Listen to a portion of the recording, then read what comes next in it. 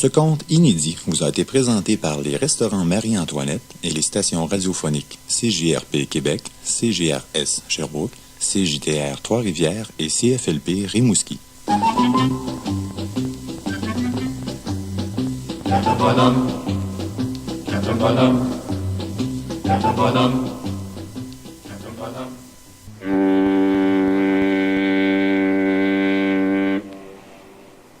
Ce matin-là, dans les Caraïbes, pas très loin de l'Équateur et des côtes du Mexique, en compagnie de Mademoiselle Tisoiseau, cette émeraude des mers chaudes, et de l'oncle Pierre, sur mon yacht, le Joséphine, je naviguais, dois-je le préciser, sur une mer d'huile, bleue comme l'azur, verte émeraude par endroits, et calme comme le vieux philosophe que je suis devenu.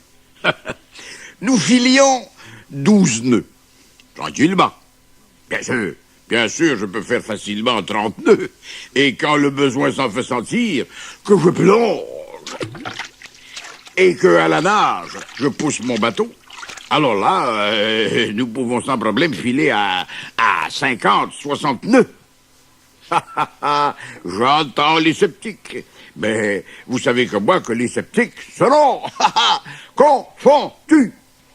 Confortablement et nonchalamment installé sur le gaillard d'avant, je prenais du soleil tout en savourant ma première pipe matinale. Soudain, l'oncle Pierre, qui était à la vigie tout au haut du mât de misaine, lança « Terre à bâbord! Terre à bâbord !» Je regardai donc vers la gauche, et effectivement, j'aperçus une petite île magnifique, avec une végétation luxuriante et des milliers d'oiseaux multicolores, qui, en tournoyant au-dessus, lui faisaient une jolie couronne. Je criai à Tisoiseau qui tenait la barre, « À bâbord, toutes !» 2 minutes plus tard, nous jetâmes l'ancre devant cette île qui semblait être un paradis tropical. Tout respirait la beauté et le calme. Mais ce n'était qu'une illusion, car, tapis dans l'herbe haute de la plage, un vilain rictus aux commissures des lèvres se tenait mon pire ennemi. Et j'ai nommé l'infâme coyote, le sombre putois, le coupe-jarret prétentieux, Don Alfredo et Don Pedro y Rodriguez. Pis. Il avait appris par ses espions que je naviguais dans les parages et il m'attendait, prêt à me chercher des misères. Et il n'était pas seul, bien sûr. Oh, que non. Le général Veracruz et une centaine de sbires l'accompagnaient. Oui, évidemment. Enfin, je dis une centaine, comme ça, enfin, remarquez... J'ai pas eu le loisir de les compter, mais enfin, disons, au plus, enfin, une bonne 50aine, quoi. Bon, écoutez, réglons pour une 30aine, et puis, n'en parlons plus, hein? Bon, c'est réglé. Mais attention, ils étaient armés jusqu'aux dents. Je dis à l'oncle Pierre et à Tisoiseau, l'eau est encore profonde ici. Je vais nager jusqu'à l'île.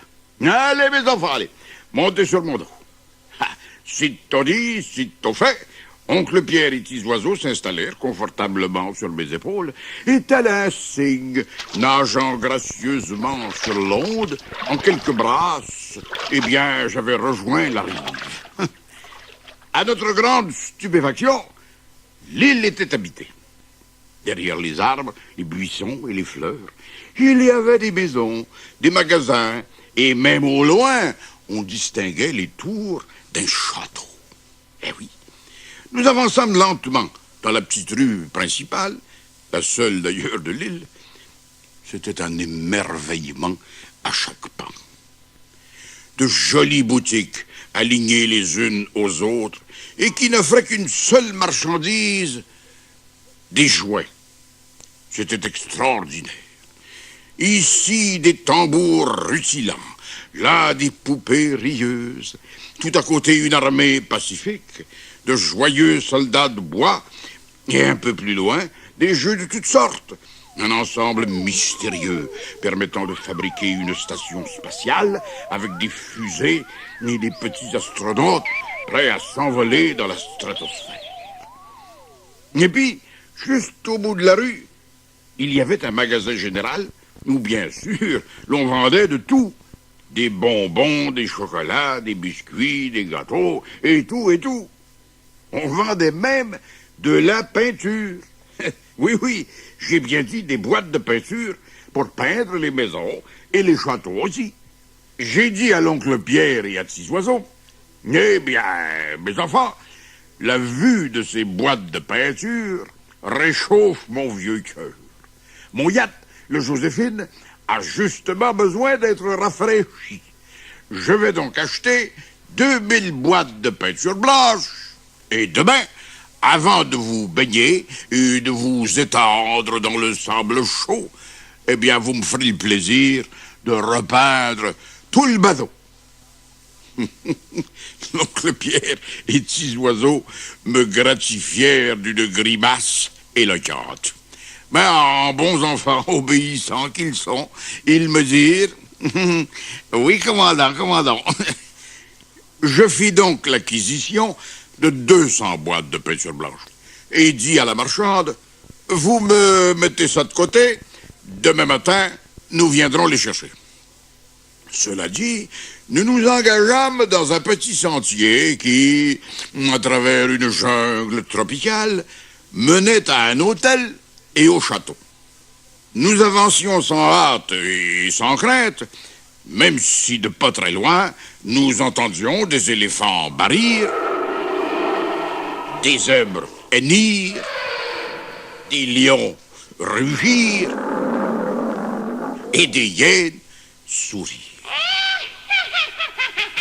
Petits oiseaux ravis cueillaient des fleurs et l'oncle Pierre, eh bien, il s'évertuait à l'aide de son fameux filet à essayer de capturer des papillons. Nous marchions, sans trop nous en rendre compte, sur le bord d'un ravin profond. Quand je dis profond, il était profond. Très profond. Facilement dans les 15 285 pieds. Ah oui. L'oncle Pierre et Petits Oiseaux marchaient devant. Je suivais derrière, comme c'est mon habitude, en bon officier qui se respecte. Mais enfin, ce que je veux dire, c'est au cas où il leur arriverait quelque chose. Bon. Mais soudain, c'est à moi qu'il arriva quelque chose, oui. Je reçus un coup violent sur l'occiput. Paf! J'en vis une 50aine de chandelles et tombai dans le précipice. Je chutais à une allure approximative de 2 fois la vitesse du son. Je n'étais plus qu'à 5000 pieds du sol quand j'aperçus du coin de l'œil une branche qui dépassait du rocher. C'était ma seule planche de salut, si j'ose m'exprimer ainsi. Sinon, c'était l'écrasement total sur les pierres au fond du gouffre. Vais-je réussir à accrocher cette branche au passage? Heureusement, ma bonne étoile était là, ce qui me permit, dans un geste large, de saisir le bout de la branche. Juste le bout, qui malheureusement s'apprêtait à céder sous mon poids.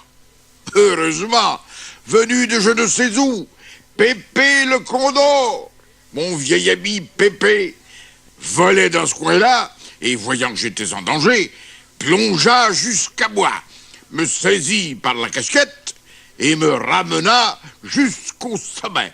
J'étais sauvé. L'oncle Pierre et Petits Oiseaux n'en revenaient pas. Ils étaient fous de joie. Moi aussi.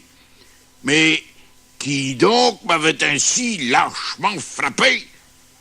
Je n'allais pas tarder à avoir la réponse. Je dis à Petits Oiseaux et à l'oncle Pierre, mes enfants, pour le moment, rendons-nous à l'hôtel. Oui, commandant. Et pour avoir accès à l'hôtel, il fallait traverser un pont de lianes qui franchissait le ravin. Une longueur d'à peu près Oh, 65 pieds. Ce que nous fîmes. Et, après avoir réservé nos chambres, eh bien, je dis à l'oncle Pierre et à Petits Oiseaux, mes enfants, dans un château, il y a toujours un châtelain et une châtelaine. Allons donc leur dire bonjour. Qu'en pensez-vous? Oui, commandant, commandant. Écoutez, je ne voudrais pas ici que l'on croie que Petits Oiseaux et l'oncle Pierre sont constamment d'accord avec moi à ce point. Non, tout de même. Mais ce jour-là, il faisait beau et puis tout le monde était de bonne humeur. Tout le monde? Oh non, non, rectifions, pas tout le monde. Don Alfredo, le ténébreux empêcheur de tourner en rond, lui, avait la mine sombre. Entouré de ses belliqueuses sbires, il ruminait de noirs dessins. Quel bon tour pouvait-il bien me jouer? Parce que mon arrivée dans l'île venait contrecarrer ses plans. Car bien sûr, son intention inavouée et inavouable était de s'emparer de l'île et de tous les jouets qu'elle contenait, pour ensuite les vendre avec profit. Cœur méchant qu'il est. Soudain, il bondit de joie, releva d'un coup sec son large sombrero et dit « Amigo, réjouissez-vous, caramba de caramba, les capitaines Ibolove, sa dernière heure est livrée-nous. Nous allons mélanger toutes ces boîtes et des pantors, du vert, du rouge, du bleu, tout ce qui va nous tomber sous la main. L'oncle Pierre et Petits Oiseaux, ils vont peindre le bateau, qui va avoir l'air d'un arc-en-ciel. Les capitaines, ils vont en faire une attaque d'apoplexie et fuir cette île inhospitalière.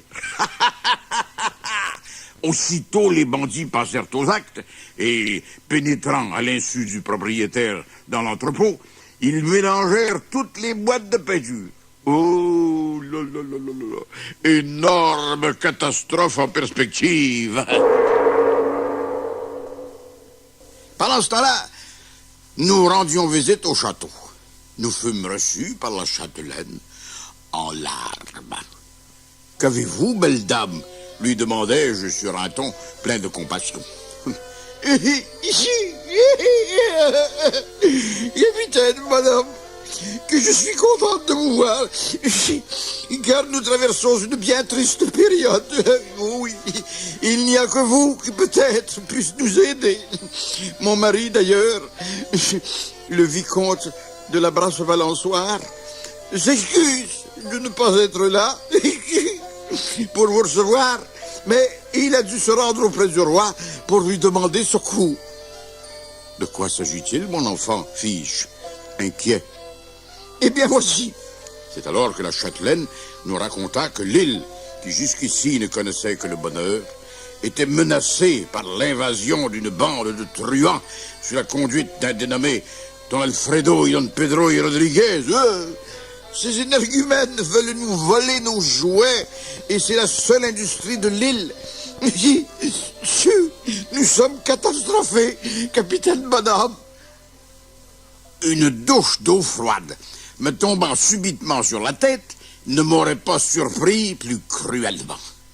Sur le champ, je fis une colère bleu marin, l'une de mes pires. Puis, me calmant, grâce à mon flegme légendaire, je dis à la vicomtesse, « Madame, du sais, j'y employé toute mon astuce et toutes mes forces. Je capturerai ces vipères et vous en débarrasserai pour toujours. » Et, me tournant vers l'oncle Pierre et Petits Oiseaux, je leur dis, « Mes enfants, retournons au bateau. Pendant que vous allez le peindre, moi, je vais réfléchir. Comme ça, tout le monde va travailler. » Oui, commandant, commandant. Le lendemain matin, très tôt, oncle Pierre et Petits Oiseaux se mirent à l'œuvre. Peindre le Joséphine au complet, cela représentait un assez gros travail, car mon yacht mesure quand même 34 pieds de large par 92 pieds de long. Oh! Eux peignaient et peignaient De mon côté, je réfléchissais. Je cherchais un truc pour vaincre et capturer les bandits. À midi, je me dis, je n'ai encore rien trouvé. Peut-être que si j'allais prendre une petite marche, ça me donnerait des idées. Effectivement, à la nage, je regagnai l'île et repris le petit chemin qui menait au château et à l'hôtel. Je longeai à nouveau le précipice et arrivai au petit pont de liane devant l'hôtel, et c'est à ce moment précis que je fus frappé par la grâce. Malheureusement, pas uniquement par la grâce. Je m'explique. Alors qu'accoudé au parapet du pont, je peaufinais mon idée, je reçus un coup violent sur la nuque. Bang! Je ne dus qu'à ma résistance et à ma vivacité d'esprit légendaire de ne pas tomber à nouveau dans le ravin. Mais non, je me redressai, me retournai et aperçus un ours énorme, un ours blanc, comme on en voit en Alaska. Mais dans les Caraïbes, ils sont très rares. Il y en a cependant, il y en a, puisque j'en avais un devant moi. Mais je sais bien que personne d'entre vous ne va mettre ma parole en doute. Sans perdre une seconde, paf! Je lui appliquai ma mornif maison, suivi illico de ma légendaire savate thaïlandaise. Tada! L'ours, qui m'avait foutu une baffe, quitta le sol d'un aile oiseau léger, flotta dans l'azur quelques secondes et alla s'écraser la boîte à clous ping, contre un gros arbre, 50 pieds plus loin. Je ne l'ai jamais revu. Ayant digéré mon idée et décidé d'en finir, je retournai dans la rue principale où, coïncidence heureuse, je rencontrai Don Alfredo à la tête de ses sbires. Une vingtaine au bas mot. En m'apercevant, il s'arrêta net et me dit « Ha ha ha! Capitaine et bonhomme, mon ennemi bien-aimé, permettez-moi, avant de vous envoyer au pays de vos ancêtres, de dire quelques mots à mes hommes. Oh, faites fige, Don Alfredo, faites. Après, nous réglerons nos comptes. » Alors, j'assistais bien malgré moi à une scène cocasse à souhait et du plus haut ridicule. Se tournant vers ses hommes, Don Alfredo leur tint ce discours. « Messieurs, vous avez devant vous l'homme qui, depuis 40 ans, trouble mon eau, dérange mes habitudes et m'empêche de dormir. Faites-moi plaisir et servez-lui une raclée dont il va se souvenir. Moi, j'y serai là derrière vous, prêt à intervenir. » Vous n'en croyez pas mes oreilles. Mais sinon, faisant preuve d'une lâcheté sans borne, Don Alfredo confia à ses hommes la tâche de me rosser. Eh bien, c'est ce qu'on allait voir. Surtout que dans ma tête, j'avais un plan. Fort de leur nombre, les sbires en question se ruèrent sur moi. Je fis mine de leur résister. Bon, paf, un petit coup de poing par-ci, pouf, pouf, pouf, pouf, un petit coup de poing par-là. Bon, même sans le vouloir, j'en envoyais bien 5 ou 6 sur les roses. Mais il en restait une bonne vingtaine. Alors, à ce moment-là, je fis semblant de fuir. Je tournai les talons et me mis à courir. Les sbires me suivirent. Sans trop me presser, j'aurais pu les semer à distance facilement. Mais je ne voulais pas qu'ils me perdent de vue. Je me dirigeai vers le petit pont de liane et là, après l'avoir traversé, je les attendis de l'autre côté. Mon plan fonctionna à merveille. Les sbires, pas méfiants, s'engagèrent sur le pont.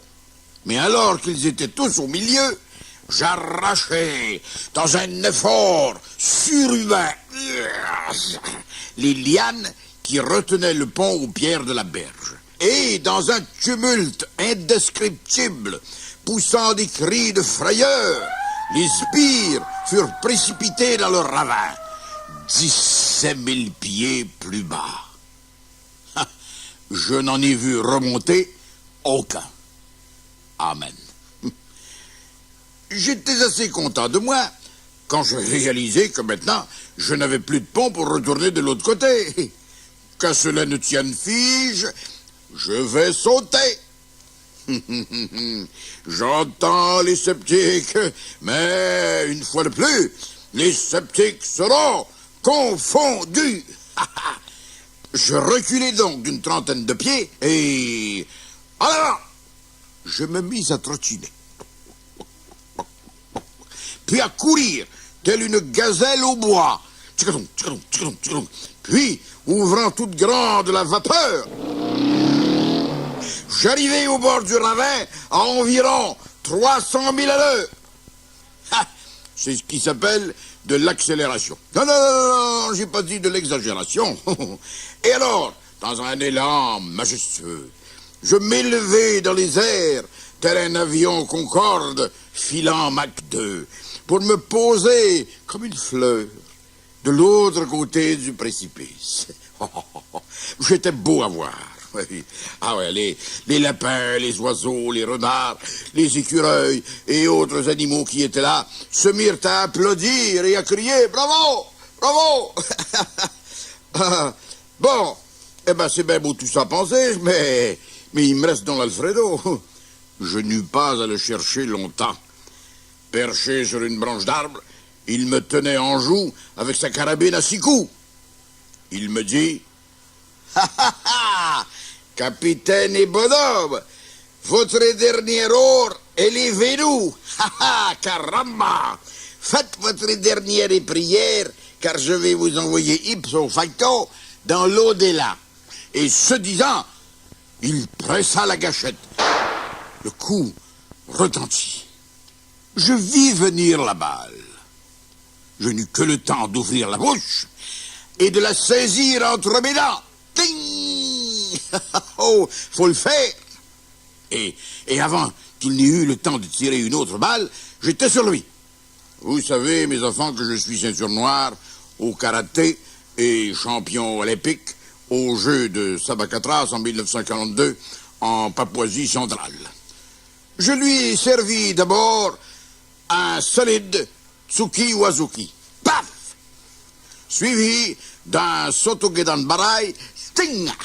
Et pour terminer le tout en beauté, un dévastateur Shomengiri. Bataille! La crapule capitula, s'effondra au sol et, main jointe, se jeta à genoux en pleurnichant et criant « Pitié, pardon, capitaine et bonhomme, pardon! Yeyur, que ye ne les ferai plus yaba! » Ne jurez pas pour rien, mon ami Fiche, puisque de toute façon, vous ne pourrez plus jamais troubler la paix des braves gens de cette île. Je vous envoie en prison pour 100 ans et un jour. Le soir même, je remettais l'infâme coyote entre les mains de la police locale. J'allais faire mes adieux à la châtelaine du château, ainsi qu'à tous les amis habitants de l'île, et je regagnais mon bateau. L'aventure était terminée. Du moins, je le pensais. Pourtant, il me restait à subir une dernière petite misère. En effet, au moment de lever l'ancre, le lendemain matin, en mettant le pied sur le pont, je découvris que l'oncle Pierre et Six Oiseaux avaient bel et bien repeint mon bateau, mais de toutes les couleurs imaginables. La proue était jaune, la poupe était bleue, le grand mât était rouge et le perroquet était noir. Oh, désastre, honte, suprême humiliation. La coque était d'un mélange orangé, saumon et violacé. Oh là là, j'en ai bien failli avaler ma pipe de travers. L'oncle Pierre et Six Oiseaux s'excusaient à qui mieux. Nous, on a fait ce que vous nous avez demandé, capitaine. On a peinturé le bateau avec les couleurs qu'on a trouvées dans les boîtes. 1000 millions de tempêtes des tropiques, mes enfants. Je leur ai fait une colère. Oh, carabinée. Là aussi, avec tout un mélange de couleurs. Une colère qui a dû très certainement être entendue de la mer des Antilles au sud à la terre de Baffin tout au nord. Ah, ça a été le dernier tour que Don Alfredo m'a joué. Et puis, vous me connaissez, j'ai pardonné. À tout le monde. Parce que je suis comme ça. La rancœur, la haine, je connais pas. C'est pas beau. L'amitié, l'affection, l'amour. Il n'y a que ça de vrai dans la vie. Souvenez-vous-en. Salut les enfants!